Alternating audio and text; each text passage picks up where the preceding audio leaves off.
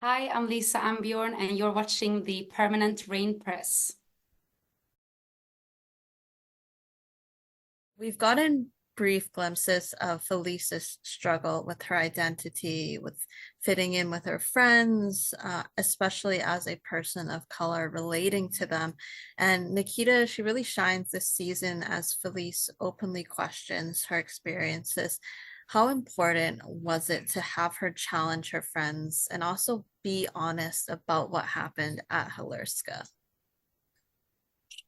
I think we all know from season one that Felice is like, she's the one who figures out that it was August who posted the tape. She's very clever. But she's also very adaptive in the system. Like she has done what she needs to do to kind of be a part of everything and for all her social interactions to go smoothly, and has in previous season been very focused on social status and making her mom happy, making her dad happy. I was really happy that we could bring her dad back this season to have that conversation in the hallway. It felt so important to also get the historic aspect of being Afro-Swedish in this school. Um, and Nikita has been on that journey herself. So it was both like a conversation that we had about her character, Felice, um, and also having that presence in the writer's room, being able to finally explore what happens when she starts to like open up glimpsing into that world of what it could be. And I was also thinking, these students, they are pretty woke in some aspects. And they're on TikTok, they see the same stuff that everyone else sees. They, see the same discussions and, hear what you can, which words you should use and not, etc. But at the same time, I mean, when I study teenagers today, like, yeah, they're much better off than we were, maybe. But I still see a language online that is very homophobic, racist, sexist, etc. I hear it when I'm in the streets, teenagers talking. And I just really wanted to explore for someone who, like Felice, who has a huge privilege in being upper class and coming from, a culturally and economic strong background, which sets her up on any kind of journey she wants in her life. Through maybe also seeing Simon and Sara, understanding that there are things happening here that like might relate to her own story, and why she at times uh, feel like something is going on with her that is not happening with the others. And that scene in the bedroom when she talks to the girls, oh my God. Firstly, the actors, I mean, they are the kindest, like most loving women. And they struggled so hard with this scene. They were like, do I have to say this? Do my character read? And I was like, yeah, your character might be a lesbian, but she's also posh. So she, just because she has feelings for her female friend does not mean that she's like, she has understand all social struggles, like, and it just felt really important to let Felice go on this journey, also for her to really figure out why she and Sara, what Sara gave her. And that is also a question because they don't have too much screen time, even if we love them in season one and two. But in season two, we know what's going on with Sara and August, so it's different. But I just felt like that we could sprinkle with that story, and it would take her on this very grand journey. One of my favorite scene in all three seasons is Sara and Felice by the car when Felice decides to join Sara. I literally, that was like, I was like, I'm writing that for my 16-year-old self, like be getting your girl, like getting your best friend like back, like that feeling, like it's you against the world. And that being a part of Felice like race journey on Hilleska, and for her to really understand that like I need to speak up, and she does, but she still doesn't have the courage to tell her friends straight away. It kind of comes out later. and it's really hard for her to judge at first what implications what she said would have had. So it's beautiful to just get to have a character who wants to kind of break free, but then who is also like constricted by everything that they have been brought up thinking about themselves and the world. One of my favorite parts of that scene is like when, like you mentioned, she's still so ingrained in the structure. So it's her really figuring out what's possible for her. And when she was talking to Sara and she says, you could go anywhere, right? And it kind of opens up, that idea that there's more out there for even her in the world. I did notice that the words like racism and discrimination, they aren't explicitly used in the dialogue. Was this a conscious decision? Yeah, I mean, conscious in the way that I thought it was really interesting for the few people in the audience. I think our audience is very aware, but for the few people who are just watching this like it's just another teen show, who might not be too familiar with these things, I thought it would be interesting to just get them to take them on the emotional journey, and not throw out key words that make people have suddenly a very strong opinion because, whatever social bubble they are in on social media, throwing around that. And I also felt like maybe Felice doesn't have the words, so she doesn't use them. And if she comes out saying, oh, actually, this is structural racism being, like suddenly that would make her, I think it's so interesting for her to bring it up, not saying, yeah, but you're all racist, because that would then get the girls trying to defend themselves. I thought it was much more interesting to her struggling, trying to bring it out, and then them lacking the words for what they are actually talking about. And that opens up for other interpretations, which is the problem sometimes when you don't talk about what you're actually talking about. And I mean, I didn't have those kind of, I mean, I know a lot of teenagers have that now, but when we were younger, we didn't really, not maybe in those situations, we wouldn't have used those words. And I thought that was very interesting to kind of play on, like, how far ahead or behind is Hillerska in these discussions?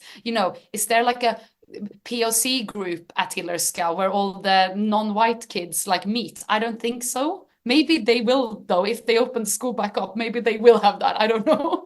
But and it's interesting to watch the actual boarding schools we have in Sweden now, like how they kind of try to adapt to the modern world, in a sense where, like, if I think it was 2 years ago, after Young Royals came out, they were like, actually, we have a male Lucia. Like, and it was just very cute, because it was like, yeah, okay. Like, it doesn't change like toxic masculinity, but it's very nice that you could have a guy as Lucia on the Lucia holiday. Like, no, and I'm very, very grateful. I think Nikita does such an amazing job this season. I think she shows how an amazing actor she is, but also just as a person, like, I was so proud of her during the premiere. They were on stage. She talked about what the show had meant to her and everything. And I could just see this like enormous growth in her, and just see this like amazing person who she is just really shine. And everyone seeing that was just, oh, brilliant. There's definitely a lot of nuances, I think, is with Felice, especially when she's dealing with her friends. And I did want to say, Felice and Sara's reunion, that came at the expense of her friendship with Stella, Fredrika, and Madison. Why did you kind of choose to go that route where all three of them are painted in a bit of a negative light at the series end? Because I do want to note that I thought Maddie in particular, like, she was one who made a bit more of an effort to listen and understand Felice throughout the other two seasons.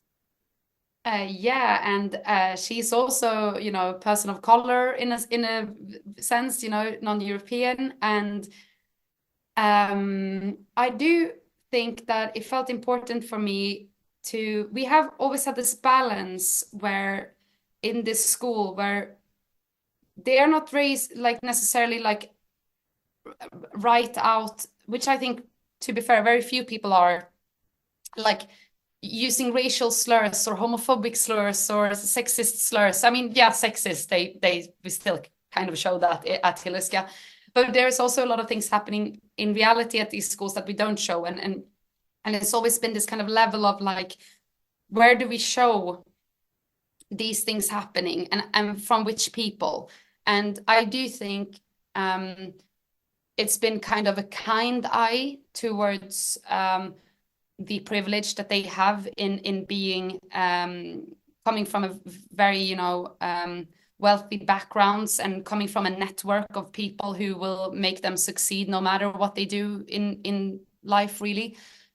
And it felt very important to like I joked in the writers' room and I was like, yeah, what we're telling is basically like lesbians can be mean as well. That's what we're telling.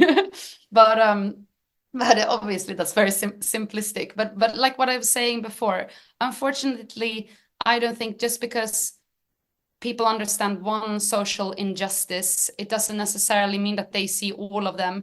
Even if you could hope that having some experiences would make you be like understanding others in their struggles, but they don't. And when they are pushed to the kind of limit, which they are early on this season, with like that kind of threat from the outside saying that the school is bad, their values and their like identity as being Hillisar, like Hillerska students, and being a part of the system, they will defend it with their claws. And then maybe it's okay to not like really care about like racism and sexism, like for a little bit, just to like, because we all need to be united, and then we can like talk about that later, you know what I mean, like that kind of like teenagey like, but now we all have to fight for the school. That is also something that I wanted. So when Felice comes in and starts questioning, it's like, yeah, but can you just like sit down right now, and then we can sort that out. And yeah, Madison has been more woke, and has had lines which kind of shows that she is aware of certain things. But I do also think that it was interesting to be able to show that no matter how people have educated themselves online in terms of on what words to use or structural injustices, when it comes from your best friend who you want to think that there is nothing but we are not suffering from this, like I love you and you love me and we are equals, so why are you bringing this up and making me the enemy? That makes a lot of people, the first reaction being defensive instead of being listening and just taking in the fact that someone is trying to tell you something. And I thought that was important to bring up. Not saying that they are the most horrific people in the world and that they can't change, because I think they can, and they will probably learn from this experience as they get older, the girls. But right now they are not capable to do that. So they don't. capable of doing that. Yeah, whatever. I love that because I think it's so true that with social media nowadays, it becomes really easy to be like a social justice warrior, but your actions and how you react, especially like you mentioned to people close to you, maybe more so like subtly calling you out, it makes people defensive. And it's really like, it's not what's the saying about like, you know, one glove kind of fits all. So all these different issues, like just because you support one, maybe you're part of one community, it doesn't make you aware of, you know, all the complexities and the people who have been through these lived experiences for the others. And it's important to kind of ground these characters a bit. So although I was disappointed about the Maddie thing, I was like, it makes sense, you know, it's not like she can fully step into Felice's shoes. No, she can't. And it's also like some privileges kind of overrides others. That's just how it is. So if you're a lesbian but you're very posh, like the posh and part of you, or being part of the nobles or the upper class, may still weigh much heavier than the fact that you have another sexual orientation than a lot of other people that you hang out with. I was wondering if we'd see Fredrika together after Stella admitted her feelings for Fredrika to Sara in season 2. In the context of the story, I did believe their moment. It felt a bit sudden, a bit rushed. Can you offer some perspective into their pairing? You know, what led to that moment they shared in bed after the party, and just the screen time that you were able to give them?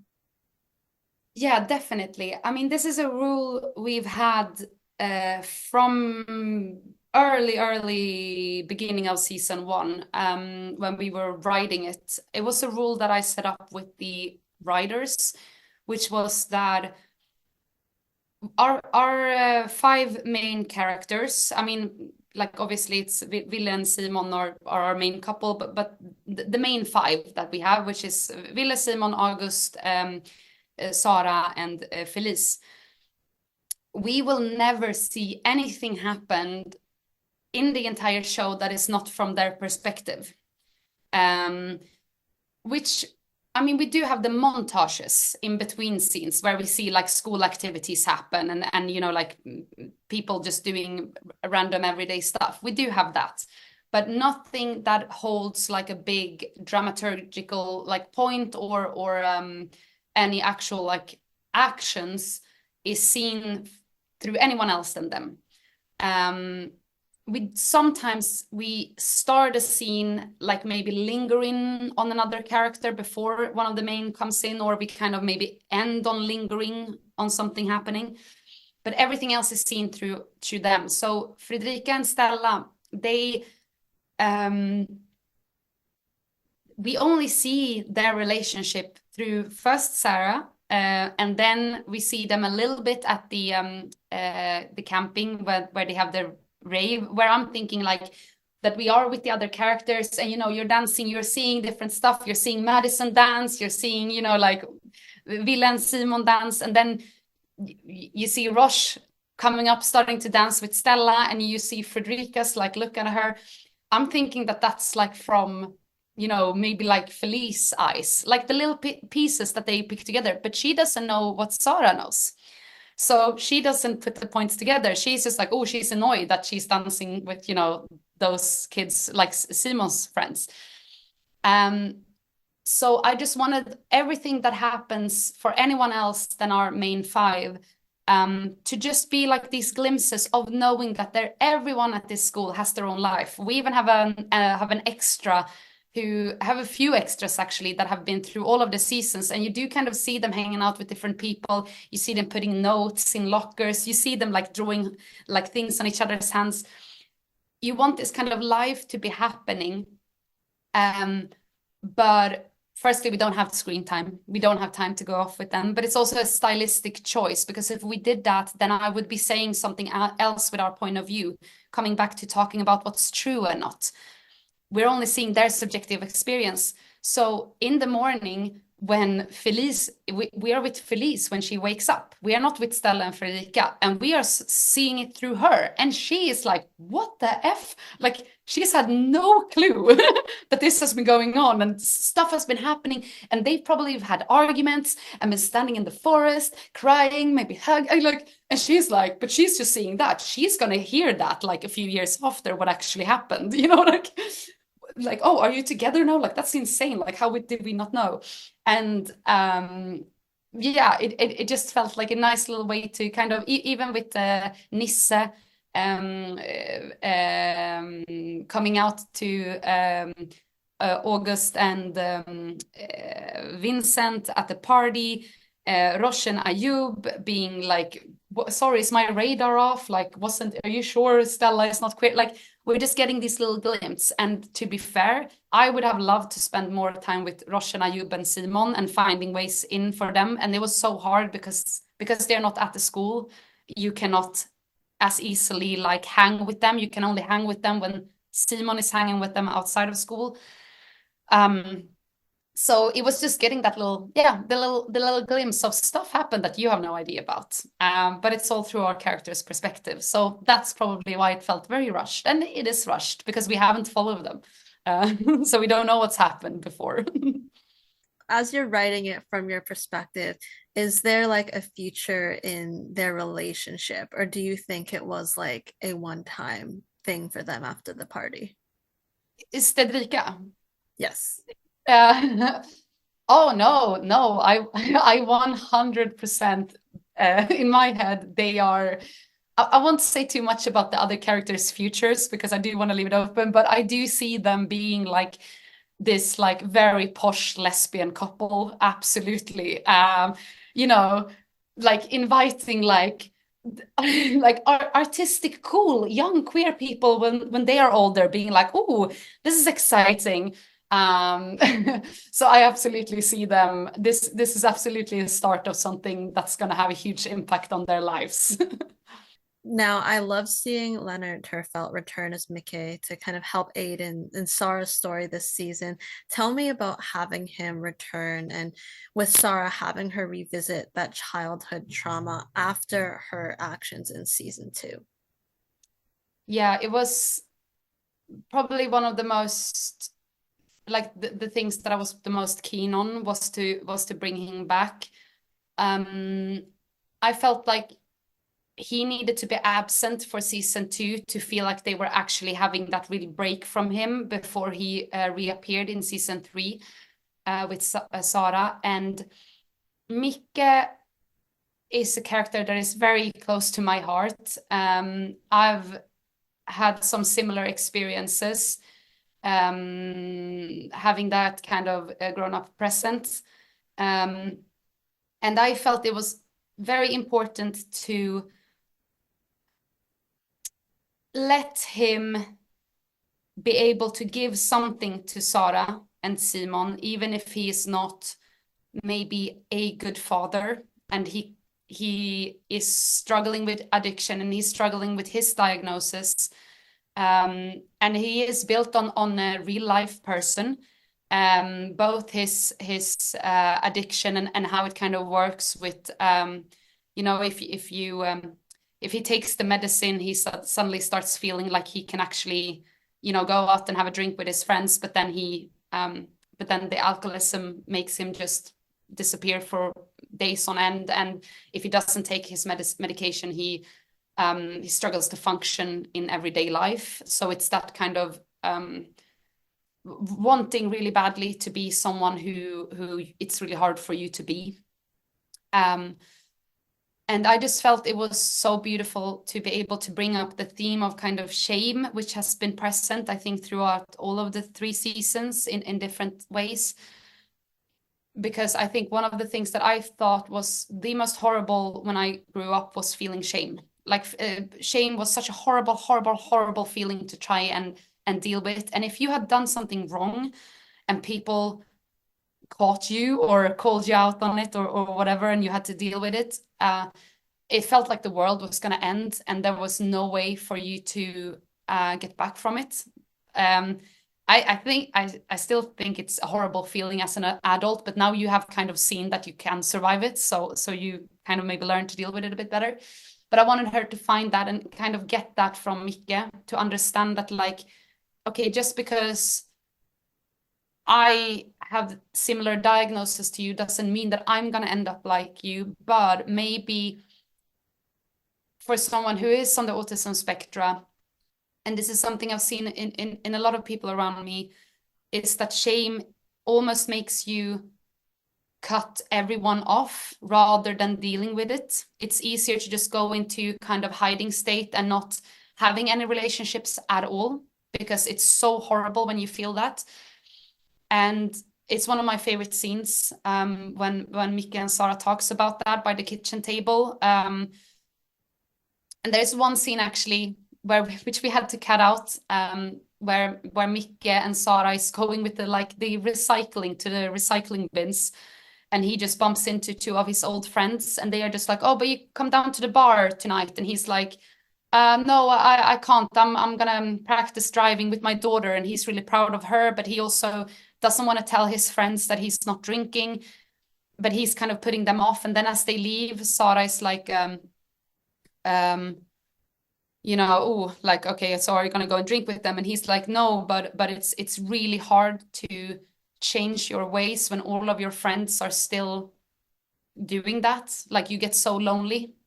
If I'm going to change who I am, it means that I'm going to be lonely. Like I'm not going to have any friends. And that also resonating with Sara. And unfortunately, we had to cut it out, which was really annoying. And I'm really sad that, but I think we managed to get that through anyway in the show.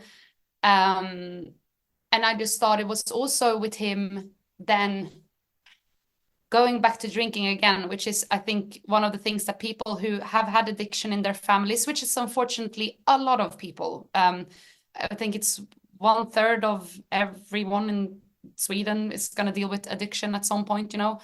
And it was so hard to take that decision, but I also knew that it was important for Sara's journey, and it wasn't about her when she sees her dad out there with his friends. And in my imagination, he probably sat down being like, oh, I'll just have a Coca-Cola, you know, like I'll just have a Coke, and then I'll be one beer. Yeah, but I guess I could have one beer. And then it's just like, has, you know, he's not in control. And when she sees him, I didn't want it to be like, oh, are you like a shocking moment for the audience? Because I do think the audience is expecting him to have a fallback, but it's more showing her growth in how she deals with that situation and showing where she has come, so that when she is actually able to just break down and go back to Simon and apologize for real and just show her vulnerability, they can find their way back to each other. And then when she gets the car from Micke, like, and she has that speech to Simon about, you know, maybe some people are never gonna be completely fine in their entire lifetime, but it doesn't mean that I should like want to be completely cutting them off for eternity, because he's still my dad. I still, when he has his good times, good periods, maybe we can see him, you know, like it was from her perspective and her growth and her understanding. And I guess I was trying to also be like comforting for everyone who goes through that like things can change. And that's my, when they sing in the car, I can't watch that scene without absolutely bawling myself, which is ridiculous. But like, you wrote it. It's like, why are you crying? But when they sing, because I can't change, I'm not the same, not forever. And you're like, oh, like they really, both of them really are trying so hard. And is it going to work or not? You know, it's, yeah, very human. They had so many special scenes in the season, like you mentioned, between the car scenes, driving together, and then the conversation about not fighting for his children. And I think that it does really show Sara's growth because, like you mentioned, I think like a recurring theme though in the show is just, you know, some people, they can be good at heart, but they can do bad things. And so it's for Sara, it's her saying, I know that my father has let me down, but that might be okay with me in the future as long as she can accept that and understand that. Did you ever consider having Micke not let her down and having him, you know, change for good? Or was that like never in the cards? But well, obviously it was because I think okay, so like I said before, like everything has been discussed. Like it absolutely has been on the table, you know.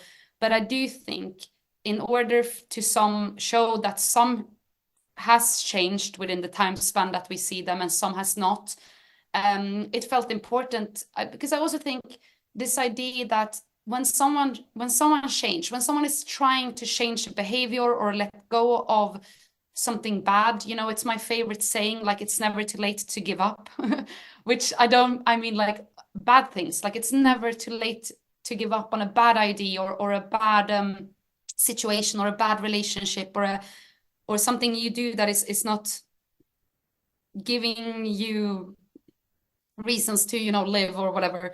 It felt like it was so important to kind of also show that maybe it is not the end of the world that he has, and we're not showing him, you know, coming home being so drunk that, you know, Sara doesn't have to find him, you know, with his trousers down in the, you know, floor. Like we're not showing him maybe he did have 4 beers and then he went home, but he realized that she was gone and that he had fucked up because he had missed her driver's license test. And maybe that will be a beginning of them trying to find a way where she and Simon doesn't feel their boundaries are being overstepped all the time, but that they can, maybe find something else. So I did feel it. Sometimes it is important to show that not everyone changes as fast as you want them to change, and it's never like a straight road. You will have bumps, and maybe you can live with that as well. What's sometimes hard for me to reconcile is that the whole span of Young Royals takes place within like one school year. It feels like a few years, but it's like, so for example, for season 3, we're looking at a really brief pocket of time, like a few months. So it's a process. So it's like it's a beautiful journey at its core, really, and like what these characters go through. Now, in the settlement, August, he makes sure that he is next in line to the throne. He thinks, this is what I want. This is what I've been working for. And it's his conversation with Nils and Vincent that casts doubt on what he really wants and, what this role is. And he's gone through a lot. He's had some redeeming moments, but his ending is kind of tragic in a way, at least how I saw it. When you're writing it, tell me about the ending to his arc and how you saw it. Yeah. For me, it is definitely tragic connotations in that last look. I do feel that the important part, or what we have been working with and exploring with August and kind of landing in, is that he has this idea of who he needs to be and what he has to do to be that, and his idea about what it means to be a man, what it means to be a Hillesca student, what it means to be a part of the royal family, what it means to maybe be the future king. I see a lot of young men like him in society, and who needs really clear directions on what they need to achieve to feel worthy of existing. And I think he knows somewhere deep inside of him that it's, he gets what he wants, but he doesn't get what he needs. And for me, it's not, and so he's going to be king and the monarchy is going to flourish in Sweden after this. I think you are allowed to feel whatever you think is going to happen after that scene, but just know that it might not be what I at least feel. For the people who have a hinge that things are gonna, Ville's decision might have been like shaking the grounds of something much, much bigger than himself and him stepping down or not. And I love the scene with August and Vincent and Nissa. I think it's so hilarious that when he has also held this in for so long. Since season 2, he has not told anyone. He has told Sara, and Ville knows. And he has not told anyone. And now he gets to tell them, and they are just shuts him down straight away. And it's just Malte in that scene, he's so brilliant, is so well acted. And we did try. Linnea wanted to try in the last scene to have him kind of do a little smile, which, talking about giving freedom and exploring things, and we did do a take like that where he where you almost feel like, oh, was this his plan all along, kind of thing. But then she came to me and just said no, that did not feel right. I needed to get it out of my system, and I also think that's creativity. Sometimes it's you have this idea, you need to try something, and then you try it, and then you're like, no, actually, that's not what I wanted. Okay, no, that's not what we're doing. So to give that space, but then to also be no, we are ending here, right? Yes, we are, and everyone feeling that in the room. And I think you see it in August's eyes in that scene. There's almost you can see there's a terror, his future is just suddenly just closed in, and it was important to get to that point with him. And I think what's great about, just having that the facial expression and not seeing like a further conversation is, it kind of maybe leaves it up to interpretation if there's going to be redemption and happiness in his future. Because for the longest time, even when in his conversation with, you know, the queen and the duke, and they give him that froggy kind of what you call it to wear after his graduation, you know, he's still happy at that point. Oh, Not that one. I perfect. got this from a Perfect little fan, but yeah. callback though. I mean, it's just the theme throughout the series. But you can see that he was still excited at that point, and it's only starting to hit when he sees Wilhelm leave that car. I'm curious, which was your favorite scene to write and see come to life in season 3? Oh my God, this is such a hard question because I have to say,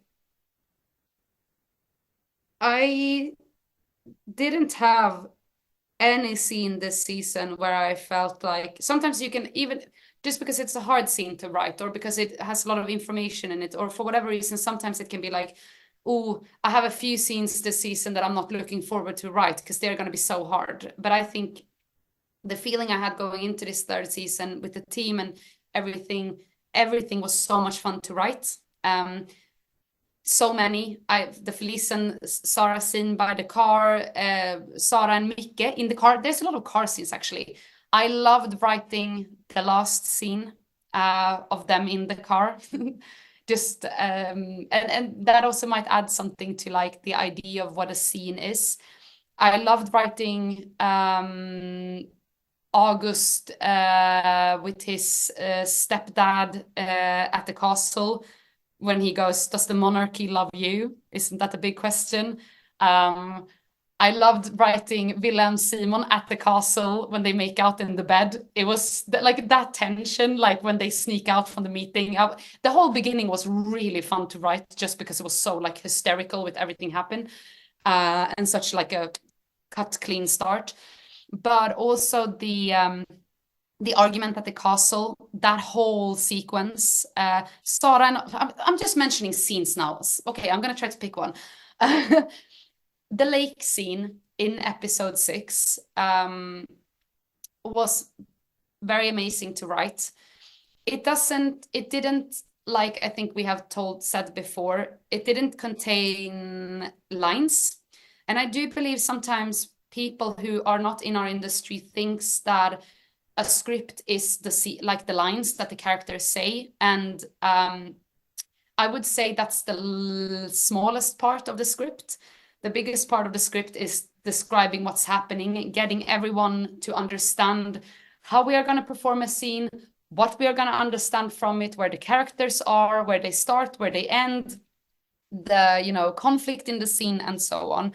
The things that we see and hear, but not necessarily the lines. But that was really brilliant to write because, well, firstly, because the last party, I knew that we wanted them to have the school uniform at the last day of school when they do the whole student thing. But in normal Swedish schools, you wear white on the graduation day, and you see the graduation kids with they have the caps and they have white clothing, and they are all over town. Now in a few weeks, they are going to be flooding the streets. And I was like, oh, it's really a shame that we don't have like them in all white. And then our costume designer was like, oh, can they have a white party at the last party? And I was like, oh yeah, that's a really good idea. And, you know, neon colors and brilliant. And then I didn't think about it too much until I was changing that scene also because sometimes when you're a screenwriter, you have to be a bit smart time-wise because you have a certain amount of pages for each episode that you can write. And sometimes you have to pretend that something is shorter than what it's going to be when you shoot it without making anyone upset in your team because you really need that scene. So I had intentionally not written, I had written like, they talk about this and this and this and this, but I hadn't written out the lines because it takes up space. So, and I added in that they had the white party. And then when I was writing that, I realized, oh, they are going to be dressed in white when they do this scene. And they are going to be walking down, taking off their clothes from white. It's going to be like biblical. It's going to be like a rebirth. This has like so many connotations and means so many different things. And then on the day we were shooting that, which was also the last day, of course, me and Linnea had been talking about this scene so much, but then we also had written down some, like, this is what we want them ish to say, like this is what the meaning behind their words. But then we let them improvise and did really, really long takes of them just saying whatever came to mind, lying there, looking at each other, tearing up, like just being in the emotion. And then sometimes we would throw in lines in between takes. Linnea would come to me. I would say, you know, maybe try something like this. It was just a show of like what filmmaking is. And so that was one of my favorite scenes to write. I spoke with Linnea a bit about this the other week as well, and just how true professionals, Edwin and Omar, were, you know, taking these suggestions, but also just saying what was on their mind and what their characters would feel in that moment. Can you expand a bit more on the rebirth of that portion, like the symbolism behind Wilhelm and Simon being naked in the water, like what it meant for them both individually and together? I think actually, but now when you say it, that was the only intimacy thing I had to bring up with them, was that that I had written that they were gonna be naked, that they were gonna skinny dip, because I felt like they can't walk down in there like boxers. That's not what we're doing. That's not what you're doing. And also, it's Sweden. They have seen each other. They have been so close. They have been so intimate with each other. You don't keep the boxers on in that kind of night skinny dip that you do. And also the kind of Swedishness of it, that yeah, we do sometimes, we do in summer, you go from the club and you go swimming on the way home from the club.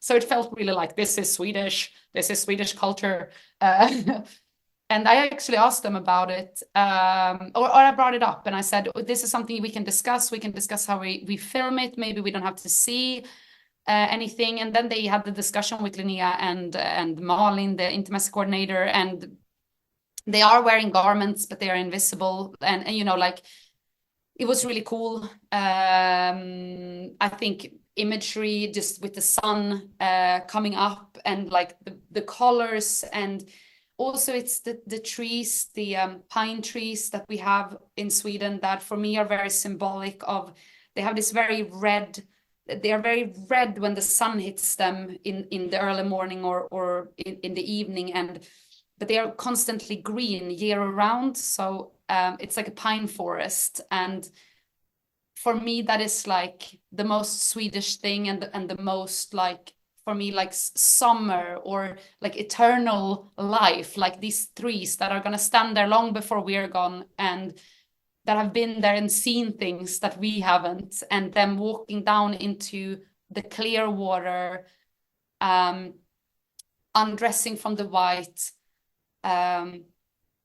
like disappearing, only like them like floating around. And also those last looks, like the last look of Edwin or Wilhelm, where Simon swims away from him, and his kind of last look on him. I felt like when I saw that frame where we were sitting out there in that forest, I was like, oh, he has grown up now. Like, this is the image where he grows up. We have seen Edwin grow up throughout the season, but now we are seeing Ville actually like being somewhat of an adult. And that was very beautiful. And it was just, it was magic. It really felt like I was experiencing something that will not happen in another 1,000 years. And it was beautiful. And I mean, you can write, I think I wrote in that scene, like, they get to say goodbye to each other. They get to share everything, which obviously we know we can't do in lines. We can't have them talk through their entire relationship. And but for me, something that really rings still is this idea, like, even if they would go their separate ways after that, they both know that they have changed each other's lives forever, and that they will never be the same. And that felt really important to kind of land in that feeling between them, that it was worth something. And then we go on the last little bit of the journey. I thought the Pinepoint Hike scenes in episode 2 sparked an interesting dialogue when Rosh, Ayub, some of the Maryburg students join the Hilerska students at the party. And I thought it was about time they met because I've constantly been one going like, oh, they should meet, especially, you know, Rosh and Ayub. They're such great characters and friends to Simon, but the reception was not overly positive, especially after that discussion they had about, you know, work, what they're doing in the summer. Is there anything in particular that you wanted to focus on in these scenes? Well, I of course I wanted to bring up the class difference in as a subtle way as possible, in the sense that just the way that they are talking about, like, they're not necessarily saying like, oh yeah, well, why, you can't afford going abroad. They're just talking about like, yeah, I'm gonna work in the summer. Oh, we're gonna go to the US. Have you ever been? Like, it's not a rude question really, but there is a tone under there that is trying to challenge, or that's trying to like show power in some way. And like I said, mentioned before, this does stem from some of my experiences with meeting upper class kids when you were a teen yourself. And I do think some adults are not better at handling it, but it's especially when you're a teen, and it can be kind of awkward to meet new people altogether, and you think a lot more about yourself and how you're being perceived than how anyone else is. So everyone is really focused, like, how am I looking in this moment? And just letting like Ville really trying to connect there. He's trying to find, like, that was I mean, I laugh every time he says that, you know, oh, I'm also gonna have a summer job, you know, because he is right in one way. I mean, he's working all the time in one sense, and you know, but he's not. He can also like not compare in that sense, and just a little snide way that Roche says, no, we haven't been in the US, like she understands it's a bit of a dig at her, and all of that underlying tension. And what happens when they split up, when a guy in the background is being accused of having filmed the crown prince, and it turns out he hasn't, but you know, they just throw some comments towards each other there, like, oh, these posh bitches, and the Hillerska students are like, oh my god, of course they were gonna come here and try to, get some clout or whatever. Like, that was something that I felt really strong as a teen. And it was really horrible to be in it at that time. So it was interesting to explore.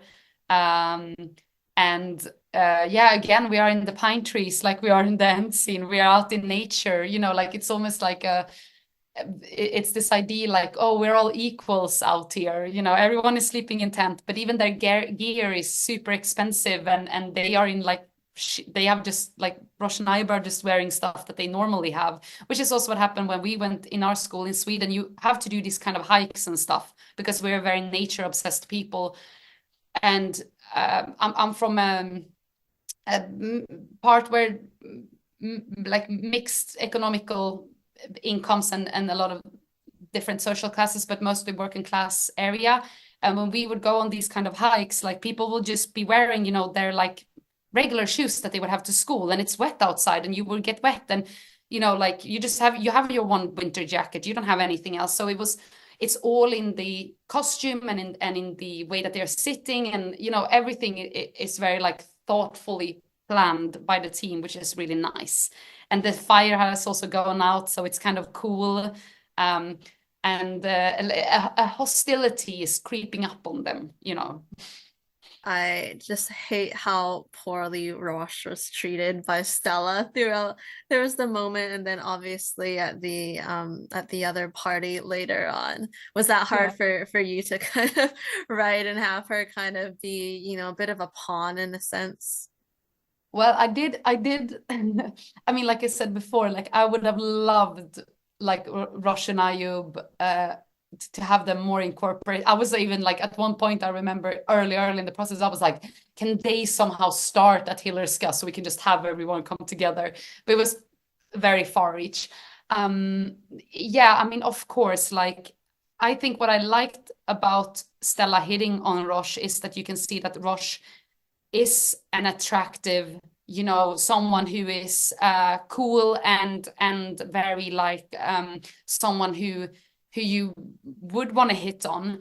But the thing is that Stella is also posh, and I also did want to show that, like, okay, Simon and Ville, they overcome their differences, they overcome their issues, but that doesn't mean that just Stella would just hook up with Rosh and they would be a great couple. They would be a horrible couple. They come from completely, like, imagine Rosh going to dinner at like Stella's family. That would be like going to the royal family, even without the death of a, you know, your big brother. And what I do like about the scene where she is rude to Rosh is that you can also see Rosh. I don't think Rosh is like overly reads into that. But I think when Rosh goes like, is my radar off? Like, I think that's so funny. Like, that's what Rosh cares about in that moment. Like, did I misinterpret? Like, what? Oh, she's rude. She's a rude girl. You know, like, I love that. Like, Rosh and Ayub are gonna have a great life. Like, I'm sure of it. Period. If there's someone that's going to have a good life, it's going to be them. One of my other favorite scenes was the one between August and Sara when he reads his own first year letter. It offered a lot of clarity. What did you and your director, Linnea, focus on in this particular scene, and why it was so important? I try to remember. I think phrasing, I think we rewrote the letter a lot of times to get it tonally in the right space for August. And it also, I think the first few times that I wrote it, it was very long. So it was trying to kind of condense his whole experience, and giving him like kind of like an hello from, you know, way before. And I did think it was important in that scene. The important stuff, like, part was for us to understand why Sara kind of sees him in that moment, and why Sara hugs him and why she kisses him. We talked about it like it's Sara in that scene almost sees it as her goodbye kiss to August then, but he interprets it as now we're gonna be together, which she doesn't really realize until the party. And that was something that we worked with, like, obviously Fredrika comes out and she sees them and she tells Felice, and it becomes a bit of a thing between them two. But it was important for a second for Sara to see that he was trying to be genuine with her. But also, she doesn't want to listen to the letter, and he kind of, you know, imposes on her. He kind of like, no, I'm going to read it anyway. So at first it almost felt like you are doing this against her will, but it's also something, I think, where she can mirror herself in his experience of feeling very lonely and different, and like he has to change who he is to be accepted. And she has had to do that, she feels. So she can see him for a second there and just feel sad about that they both have had this experience.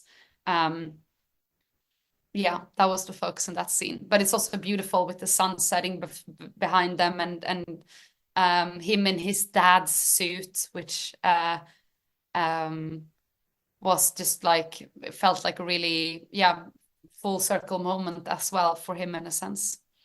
The birthday at the castle, explosive scene to say the least, because we see Wilhelm release all this anger and disappointment that he's really been harboring from his parents.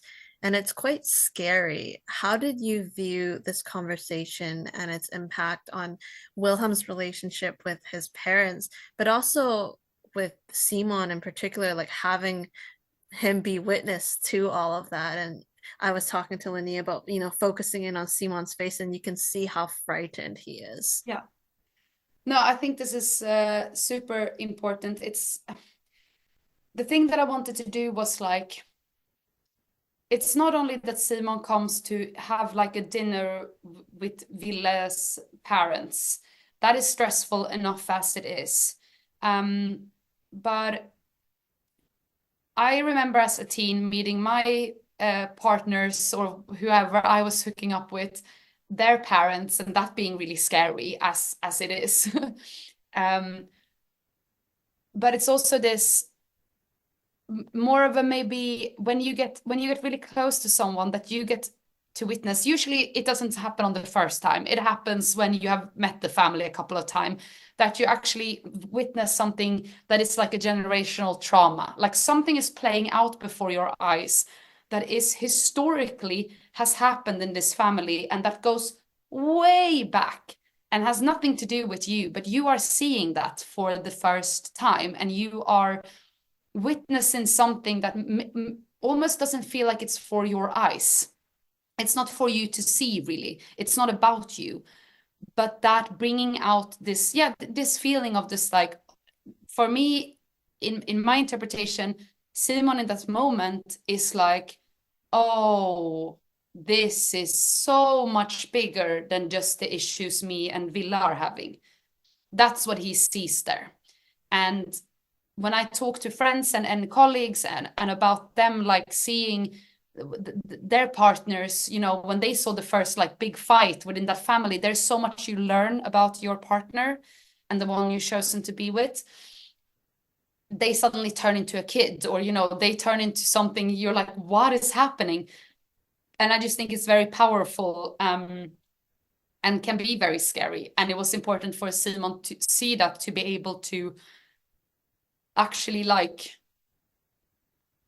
be able to be honest with Wille and say, maybe this is not working right now. Maybe you need to be able to do, you need to take care of this and be in this and find the way with this, because it feels like I'm only helping you to do something that is bad for you and that makes you feel terrible. But him pushing down the presence was obviously improvised. Very sweet that he checked with the props team if he could do it. That says something about him as an actor. But it was also really, it was very emotional. I think that was the time when, except the last scene and the forced scene, that was the scene where a lot of the team members were crying. I think finally getting also to hear Wilhelm tell his parents, like, there's something powerful about saying to your parents, like, being able to just be angry and show your whole personality. But I do think also it is a class thing, and it's a lot of like immigrant kids do feel, from what I've heard, that, you know, when they come to like a white friend's house and they're, you know, it's this joke online, like you're at your white friend's family and they scream like, fuck off mom, and you're like, I could never say that to my parents.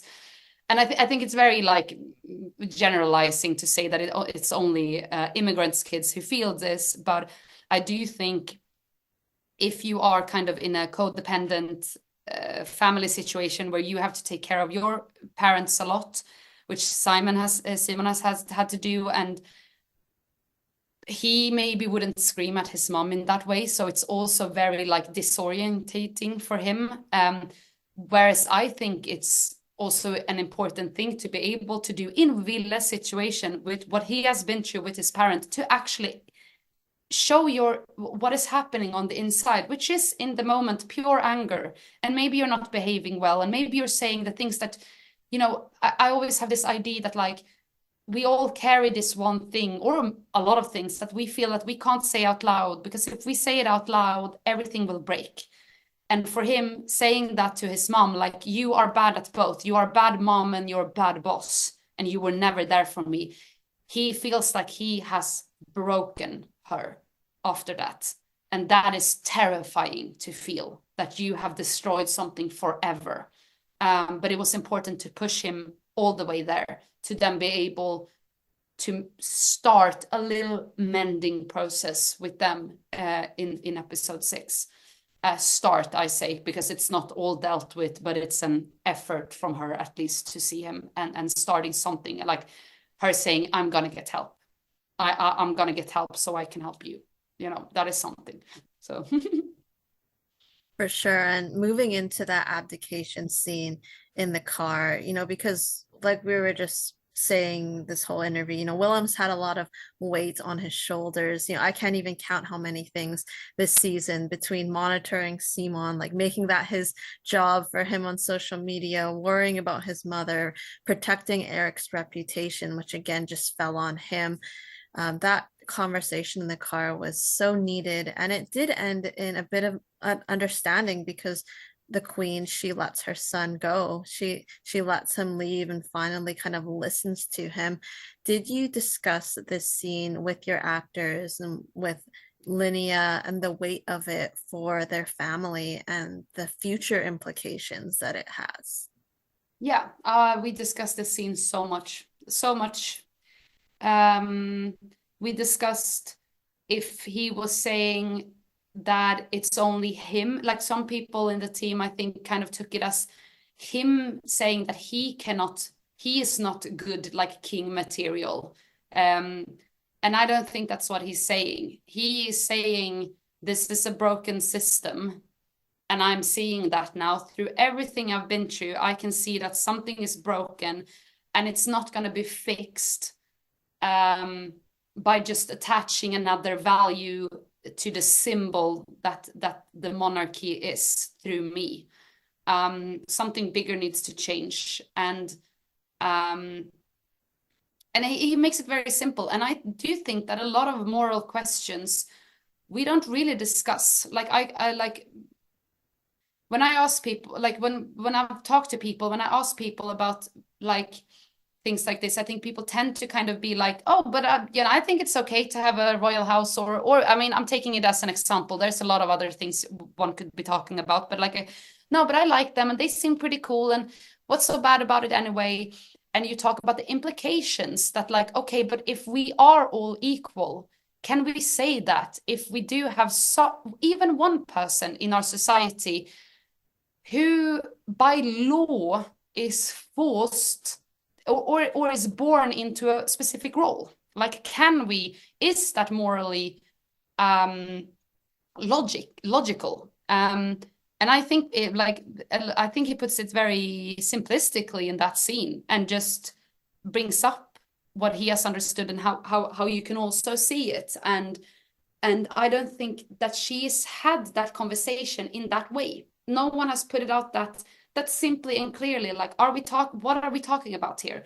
We can discuss what's good about the monarchy and about, like, you know, how they can bring good stuff and how they can do good charity and they can be a symbol. They could stand, you know, if we get a Nazi party, they would still be in control of the military. You know, there are lots of things you can discuss, but if you bring it down to like the moral core of it, it felt really important for that being what pushes Wilhelm to do that. So we had lots of discussions about it. I mean, but then again, just before we do the scene, I tend to talk and discuss and rewrite and rewrite. And then when we go and do the scene, I lean back a bit and I sit by the monitor and I watch it. And they did try some things that I was like, when I saw it, I was like, oh, no, I'm not going to want that in there. I'm pretty sure, but I can't, you know, I'm not sure until we go into the edit. And then we went into the edit and you know, landed with like, no, this is what we're telling and everyone's happy, you know. So it is that collaboration that brings the energy. And I think the way that Edwin looks when he's in the role of Ville out towards August, and then he turns back to his mom and he says, I don't want this. Like, just the light that starts like glittering in him, just like, I'm just saying something for the first time, I don't want this.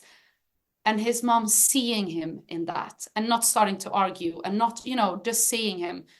For me, it's probably one of the strongest scene in the entire run of the entire show.